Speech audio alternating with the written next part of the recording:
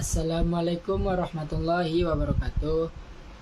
Baiklah, perkenalkan nama saya David Akla, NIM 2008710 dari Prodi Pendidikan Kepelatihan Olahraga.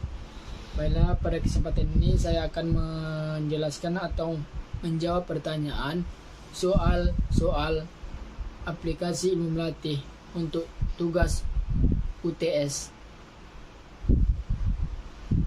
Komponen prestasi olahraga ada kondisi fisik, teknik, taktik atau strategi, dan mental. Hubungan 4 unsur komponen pada prestasi olahraga, yaitu ada kondisi fisik. Adanya kondisi fisik, maka komponen-komponen yang lainnya akan terrealisasi dengan baik. Maka kondisi fisik adalah faktor pertama penentu prestasi. Dengan adanya kondisi fisik yang bagus, maka akan terrealisasi teknik yang matang. Dengan adanya teknik yang matang, maka akan timbul teknik atau strategi. Dan dengan adanya persiapan teknik atau strategi, maka mental yang kuat akan timbul, baik dari tim, pemain, pelatih, dan ofisial lainnya. Yang kedua yaitu pengertian prestasi puncak. Pengertian prestasinya yaitu adalah hasil atas usaha yang dilakukan seseorang. Prestasi dapat dicapai dengan mengandalkan kemampuan intelektual, emosional, dan spiritual, serta ketahanan diri dalam menghadapi situasi segala aspek kehidupan. Karakter orang yang berprestasi adalah mencintai pekerjaan, memiliki inisiatif dan kreatif, pantang menyerah, serta menjalankan tugas dengan sungguh-sungguh. Faktor-faktor yang mempengaruhi prestasi puncak. Ada faktor fisiologis, ada faktor psikologis, ada faktor orang tua, faktor latihan, dan faktor lingkungan. Yang ketiga, jelaskan pengertian daya tahan. Daya tahan atau endurance adalah salah satu komponen penyusun kebugaran jasmani. Daya tahan adalah sebuah kemampuan dari seseorang untuk melakukan gerakan dengan seluruh tubuhnya dalam waktu yang cukup lama dengan tempo sedang sampai cepat tanpa adanya rasa kelelahan yang berlebihan. Bentuk-bentuk latihan daya tahan. Yang pertama yaitu latihan otot.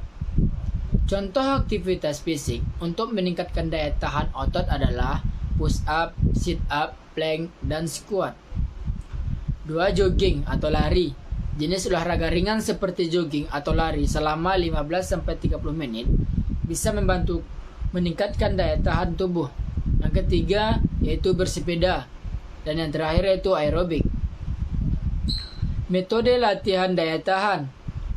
Metode latihan daya tahan terbagi ke dalam 4 kelompok. Yang pertama, metode durasi, metode repetisi, metode interval, dan metode kompetisi dan kontrol.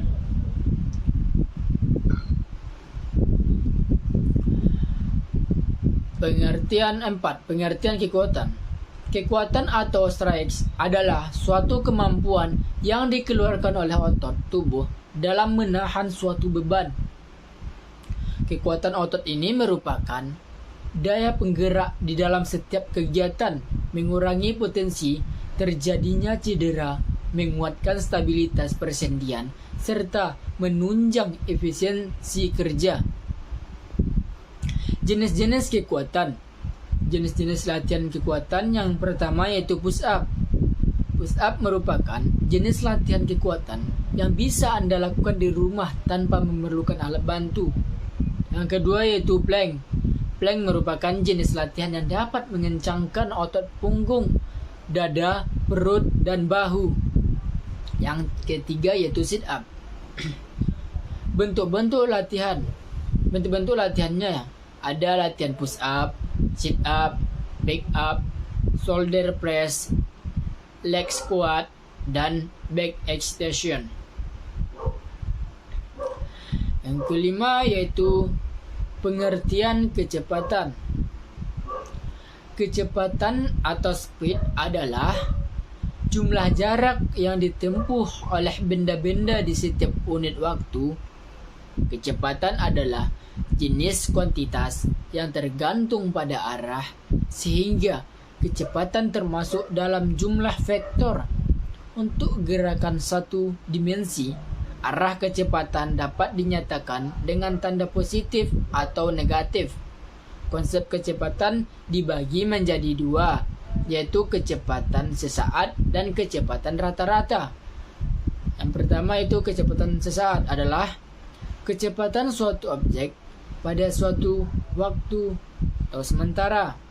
Yang kedua yaitu kecepatan rata-rata adalah hasil transfer dengan interval setiap kali. Kecepatan ini dapat diukur dengan alat yang disebut velocitometer. Jenis-jenis kecepatan. Menurut Suharno 1985 halaman 31 ada 3 kecepatan, yaitu kecepatan sprint, kecepatan reaksi, dan kecepatan gerakan. Untuk penjelasan lebih rinci di bawah ini, yaitu kecepatan sprint. Kecepatan lari adalah kemampuan tubuh atlet untuk maju dengan kekuatan dan kecepatan maksimum untuk mencapai hasil terbaik. Contohnya adalah pemain sepak bola saat dia mengejar bola. Kedua itu tingkat reaksi.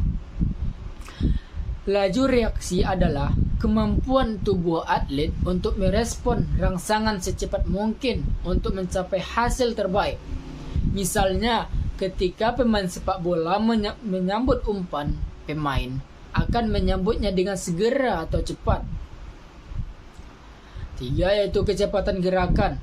Kecepatan gerakan adalah keterampilan organ atlet untuk bergerak secepat mungkin dalam gerakan yang tidak terputus. Metode latihan kecepatan.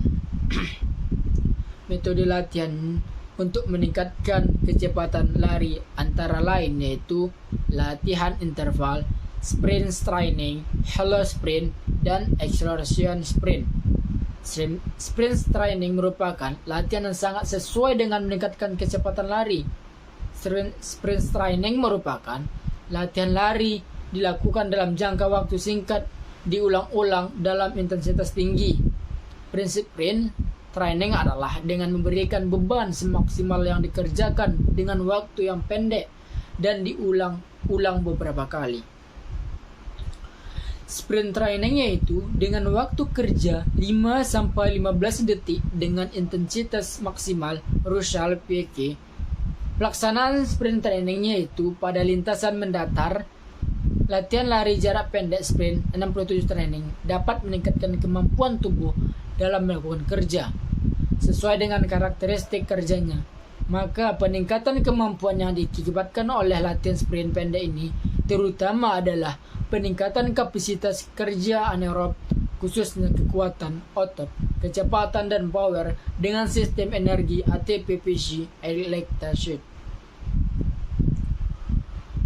Bentuk latihan yang juga dapat digunakan untuk meningkatkan prestasi dari 100 meter diantaranya adalah dengan latihan halo sprint dan acceleration sprint. Latihan halo sprint atau acceleration sprint memiliki karakteristik dan tipe kerja yang berbeda. Perbedaan karakteristik dan tipe kerja pada latihan sprint menyebabkan perbedaan tujuan dan hasil yang dicapai. Pada penelitian ini dikaji lebih lanjut mengenai latihan halo sprint dan acceleration sprint untuk meningkatkan kecepatan lari 100 meter. Baiklah, inilah hasil jawaban UAS UTS aplikasi pelatih. Apabila ada salah dan kekurangan, saya minta maaf. Assalamualaikum warahmatullahi wabarakatuh.